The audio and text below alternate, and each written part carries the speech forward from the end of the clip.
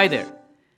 So, if you are registered in BME 6330, you need to watch this video before you proceed to doing the assignment. If you are not registered in BME 6330, you're more than welcome to watch this video segment, but you are not required to do the related assignment.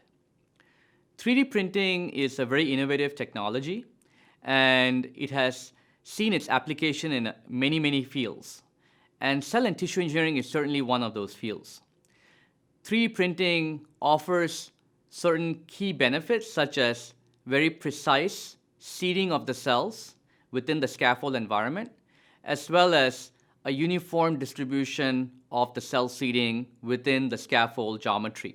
In addition, the scaffolds that can be put together are very precise and can be made into very highly complex geometries. And since tissue structures can be highly complex in their geometry, one can see how 3D printing would be especially beneficial when trying to replicate complex tissue structure geometries. Now, if you haven't already done so, I encourage you to watch the other video that's connected to this assignment that basically shows a 3D printer in our lab. That printer is known as the basic BioBot bioprinter system, and it is basically from a company known as Advanced Solution Life Sciences, and we are fortunate to have one of those bioprinters in our lab. That video shows some essential features of how we set up the bioprinter and how it works. Now, before you go too deep into this assignment, I would first recommend that you take a look at the assignment document and pay close attention to the reference documents and the video links in that document. Those references, either they are documents or they are videos, are all from that company that provides or that has that basic BioBot bioprinter, Advanced Solution Life Sciences. And you must reference Advanced Solution Life Sciences when working on your assignment, clearly because, of course, they have been very kind enough to provide us with very useful information. So again, please be sure to reference and acknowledge Advanced Solution Life Sciences. Again, Advanced Solutions Life Sciences is the company that is to be credited for all of those document and video references that you see in your assignment document. Okay?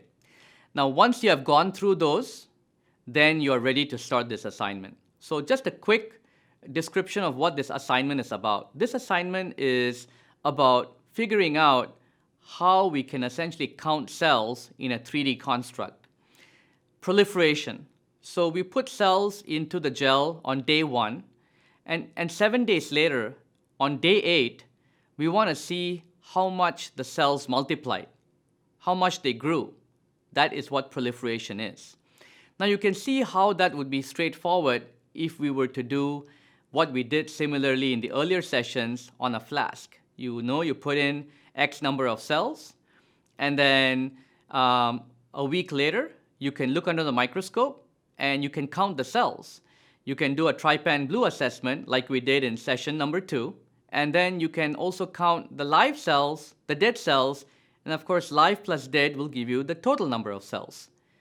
And that tells you how many cells are there on day 8, and you knew how many cells you plated on day 1.